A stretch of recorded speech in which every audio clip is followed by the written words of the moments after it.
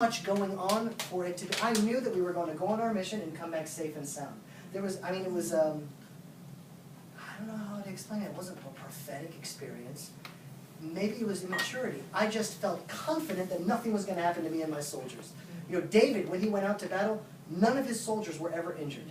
That's why he built such loyal followers that were ready to go against the king, against Saul, follow him into the desert, because every battle that David went out to, none of his soldiers were ever injured. None of them died. They went out to massive battles. I felt that none of us were going to get hurt. My injury, my food sickness were being shot at. I'm just like laughing, like, okay, I guess I'll go find a rock to hide behind now, and I hobble over and do what I'm supposed to do. And I eventually make it back to the base, and the doctor looks at my knee, and he's like, "You walked for 6 kilometers with that?" And I said, well, what else was I going to do? Just lie down and retreat, like sign a peace treaty with the Hamas independently? Like, I didn't know what else to do. So they took me to the hospital, and as we're going out of the hospital, Ari and I were on our way to Beersheba, where the hospital is, to like get x-rays and figure out what happened to my knee. And we look up, and we see that rockets are now being shot onto Beersheba, which is the largest city in the south. And now when they're large cities, Iron Dome is positioned right next to the big cities. And so we look up at the sky, and we see the Iron Dome in action. Now the Iron Dome in action is unique for a few reasons. One, when the missiles explode, it doesn't make any noise. It just goes like this. And then white smoke just comes out into the sky. And the other thing that's bizarre is you can see the rocket from Gaza, but you don't see the rocket that's being launched from the Iron Dome. It's so small, you don't see it. So with a little bit of imagination, what you see is the finger of God going like this. Because you just see rockets being shot onto the Jewish people, and then just going, being stopped. Now, here's where it gets somewhat deep. We know that that's not the finger of God. The rational mind would say, that's the Iron Dome technology that knows how to intercept through lasers a rocket that's in the middle of the air. 5 years ago, if anyone were to say, Israel has the technology to intercept rockets 30 seconds into the air with exact precision that would make it go poof, poof, poof, we'd be like, well, that happens in Star Wars. That doesn't happen in Jerusalem. Now, what happened is that, you know, the Israeli scientists, exactly when they needed it, were, I don't want to say they had a prophetic experience, but they definitely had revelation. All of a sudden, the creativity, the ingenuity, the ideas were just given to them, like a download. And all of a sudden, now the technology was there to intercept the rockets. Now, who gave those scientists that creativity, that ingenuity, that the whole world looks at and is in just wonder and amazement that, like, we can intercept rockets in 30, I mean, it's just unbelievable. So now, when we realize where the source of the creativity is, it is the finger of God going, it's just happening through the Israeli technology.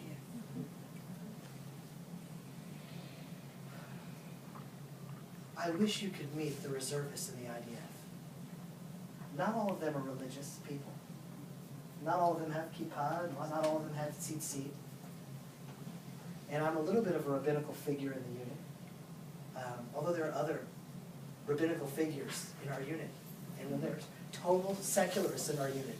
And there are Jews from Ethiopia, Jews from Russia, North America like myself, South America, Australia, India, France, Switzerland, Morocco, Yemen, Iraq.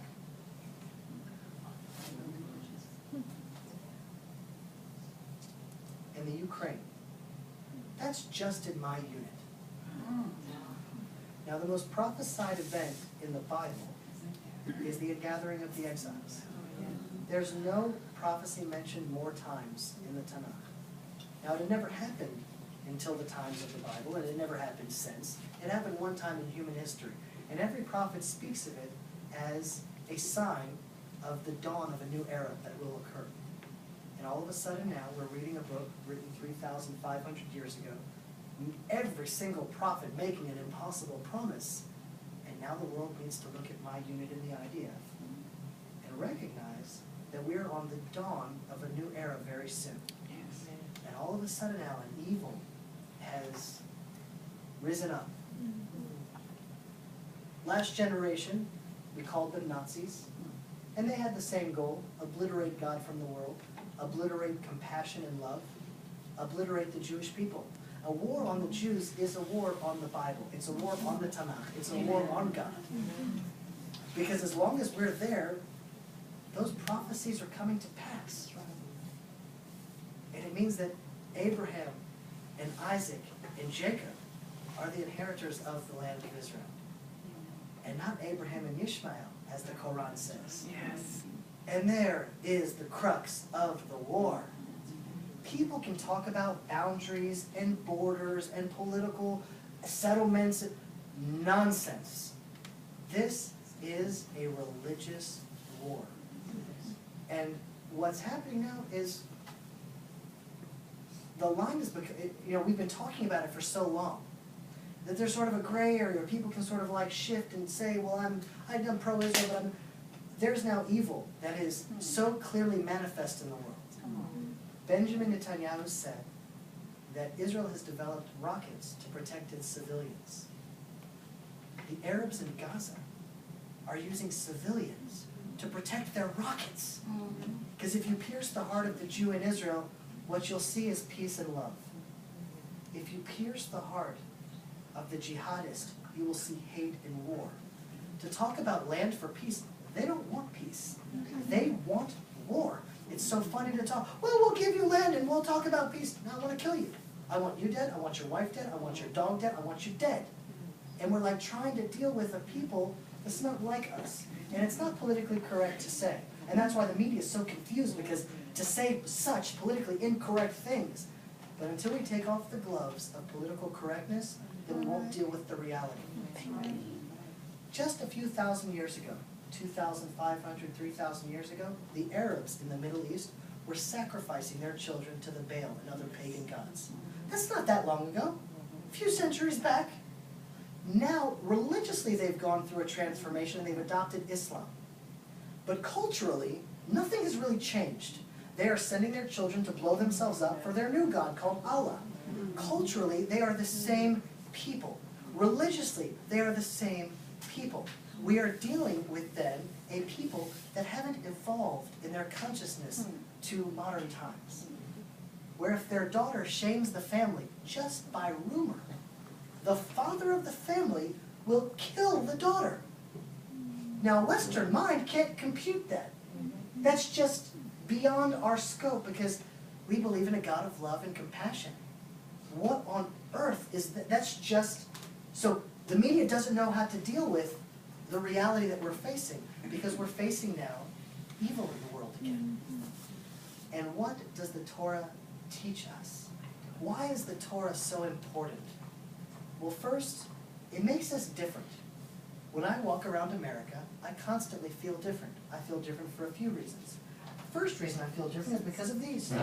People look at them, and in the airport they always ask me, well, what are those things? Well, because sometimes they make me take it off, and they scan it, and they look at it. And then they ask me, well, what is that? And the answer that I came up with this trip was pretty interesting. I said, well, have you ever seen the bracelets WWJD? I said, this was the first WWJD bracelet.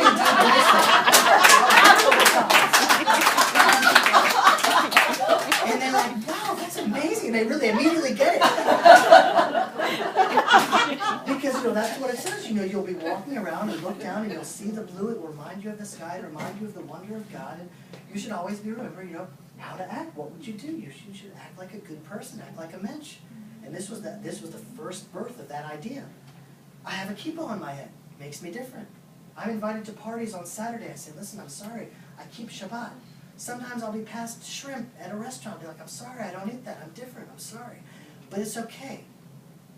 I'm thrilled to be different. Amen. Now, the world is saying, well, we're all the same. No, we're not all the same. I'm thrilled to be different than my enemy. They are different than me, and I can recognize it, and I can point it out and say that I choose life, they choose death. Now, the Torah teaches us in action all the time that there are proper actions and improper actions. Meaning, if you see a poor person in the street and you just ignore him, you've done something wrong.